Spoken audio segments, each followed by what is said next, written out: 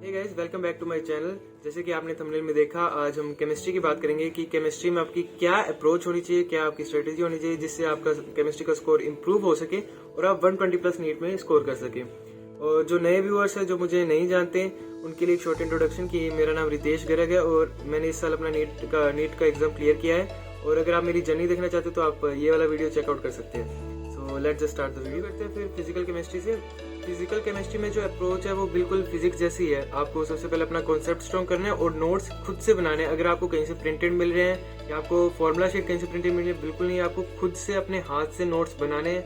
आप चाहे offline online किसी भी टीचर से पढ़ रहे हो, आपको खुद से नोट्स बनाने हैं, खुद से उसकी फॉर्मूला शीट्स एक पेज में उसको समराइज करना है। और फिजिकल में आपको एनसीईआरटी एग्जाम्पल्स, केमिस्ट्री में तो आपको एनसीईआरटी पूरी ढंग से ही करनी है, मतलब एनसीईआरटी के एग्जाम्पल्स, एनसीईआरटी की बैक एक्सरसाइज क्वेश्चंस आपको फिजिकल में करने हैं प्रैक्टिस। और फिजिकल में जैसे जो एन फैक्टर होता है, एन फैक्टर मैं कहूंगा अगर आपको एन फैक्टर नहीं आता तो सबसे पहले आप एन फैक्टर सीखिए। जो नॉर्मेलिटी वाला कॉन्सेप्ट है, एन फैक्टर इक्विवेलेंट वाला कॉन्सेप्ट, क्योंकि वो कॉन्सेप्ट आपके फिजिकल केमिस्ट्री में काफी जगह यूज होता है। अगर आपने एन फैक्टर को मास्टर कर लिया तो आपकी 50 to 60% फिजिकल केमिस्ट्री बहुत ज्यादा आसान हो जाएगी। तो मैं आपको रिकमेंड करूंगा कि आप पहले एन फैक्टर को अपना मास्टर कीजिए और अपने नोट्स खुद से बनाइए और एनसीईआरटी बैक एक्सरसाइज और एग्जांपल्स को आप प्रैक्टिस करिए। तो सेकंड पे आती है इनऑर्गेनिक केमिस्ट्री।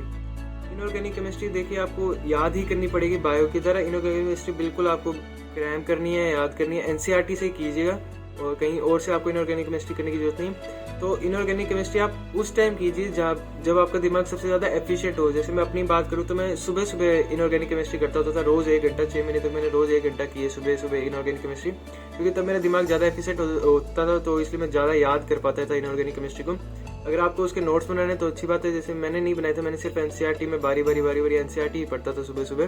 तो इनऑर्गेनिक में तो आपको बस याद ही करना है और उसके क्वेश्चन प्रैक्टिस कर लेना एनसीईआरटी के, वो तो आपको करने ही है।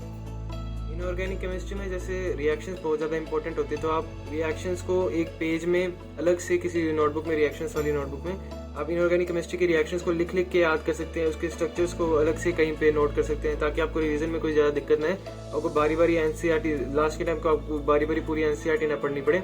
जैसे आपने रिएक्शन से एक जगह सारी इकट्ठी कर ली, जो आपने लिख के प्रैक्टिस कर ली, याद कर ली, और स्ट्रक्चर्स आपने एक कहीं और अपने सारे संभाल के अपने लिख लिए, तो वो भी काफ़ी आपकी हेल्प करेगा। ऑर्गेनिक केमिस्ट्री की सबसे बड़ी टिप जो आपने हर जगह सुनी होगी, सबसे पहली चीज जो ऑर्गेनिक में आपको करनी है वो है जर्नल ऑर्गेनिक केमिस्ट्री, जीओसी। जब तक आपका जीओसी खराब है तब तक आपकी पूरी ऑर्गेनिक केमिस्ट्री खराब रहेगी। आपको कोई भी रिएक्शन मैकेनिज्म बिना जीओसी के समझ में नहीं आएगा। तो आपको जीओसी सबसे पहले मास्टर करना है। Nomenclature, inductive effect, resonance effect, जितने भी इफेक्ट्स हैं, पूरी जीओसी आपको, क्वांटिटेटिव क्वालिटेटिव एनालिसिस भी, सब कुछ जीओसी के अंदर आपको सब कुछ पूरा ढंग से करना है सबसे पहले, चाहे आपको कितना टाइम लगे। अगर आपकी ऑर्गेनिक केमिस्ट्री अगर आप ऐसे रटने बैठ गए 1 महीने के अंदर तो आपकी वही दिक्कत हो जाएगी, बाद में आप भूल जाओगे पेपर के अंदर। तो आपको सबसे पहले आपको जनरल ऑर्गेनिक केमिस्ट्री को आपको पूरा क्लियर करना है। एनसीईआरटी से करो, नोट्स बनाओ, कैसे भी करो, वो आपके ऊपर डिपेंड करता है कि आपको नोट्स से अच्छा लगता है, आपको एनसीईआरटी से पढ़ना अच्छा लगता है। लेकिन आपको जीओसी आपको सबसे पहले क्लियर करनी है। उसके बाद आप क्या कर सकते हो, जैसे आप ऑर्गेनिक केमिस्ट्री कर रहे हो तो आप सारी नेम रिएक्शंस एक जगह पे आप लिख सकते हो, क्योंकि आजकल जैसे पेपर में नेम रिएक्शंस वगैरह, ऑर्गेनिक के अंदर वैसे आपको कुछ ज्यादा एक्स्ट्रा पढ़ने की जरूरत नहीं है। जैसे पेपर के अंदर भी सिर्फ एनसीईआरटी वाली रिएक्शंस ही डायरेक्ट आपसे पूछ लेते हैं। तो अगर आपको एक्स्ट्रा पढ़ने, जैसे आप आइसोमेरिज्म में थोड़ा सा बिल्कुल एक्स्ट्रा जाना पड़ सकता है। बाकी आपको एनसीईआरटी से पढ़नी है ऑर्गेनिक, जैसे उसके जो पीछे क्वेश्चंस होते हैं एनसीईआरटी बैक एक्सरसाइज, उनमें कन्वर्जन वाले क्वेश्चन बहुत अच्छे हैं, तो आप वो प्रैक्टिस कीजिए। आपको कन्वर्जन वाले क्वेश्चन से आपको वो रिकॉल करनी पड़ेगी सारी चीजें, आपको सारी एक्शंस आपके एक बार से दिमाग में आएंगी, तो आपको जल्दी आपको ऑर्गेनिक केमिस्ट्री याद होगी। तो आपको वो कन्वर्जन वाले क्वेश्चन ज्यादा प्रैक्टिस करना। वैसे तो आपको सारे क्वेश्चन प्रैक्टिस करना, मैं कन्वर्जन वाले तो पक्का करनी ही है। तो ये कुछ बेसिक टिप थी केमिस्ट्री के लिए। और एक सवाल जो कमेंट्स में काफी आ रहा था कि आप कौन सी बुक्स यूज करते हो। मैंने पहले वैसे बता दी, मैं ज्यादा बुक्स यूज नहीं करता था। मैं उम्मीद की ज्यादातर डीपीपी सॉल्व करता था और 1 या 2 सोर्स ही थे मेरे। तो जैसे फिजिक्स केमिस्ट्री में तो ज्यादा सोर्स थे भी नहीं, वो डीपीपी वगैरह और एनसीईआरटी से ही सॉल्व करता था। मैं ज्यादा बुक्स इसलिए नहीं सॉल्व करता था, जैसे मैं 1 या 2 सोर्स से क्वेश्चंस लगा रहा हूँ और मुझे अपनी गलतियां मिली, मैंने नोट कर ली, तो मेरे पास रिवाइज करने का भी टाइम हो। अगर मैं बहुत सारी बुक्स से, बहुत सारे सोर्सेज से क्वेश्चन लगाऊंगा तो मेरे पास रिवीजन करने का कोई टाइम ही नहीं बचेगा, मेरे को पता ही नहीं चलेगा मैंने कौन से कहाँ किस सोर्स में क्वेश्चन में गलती की थी।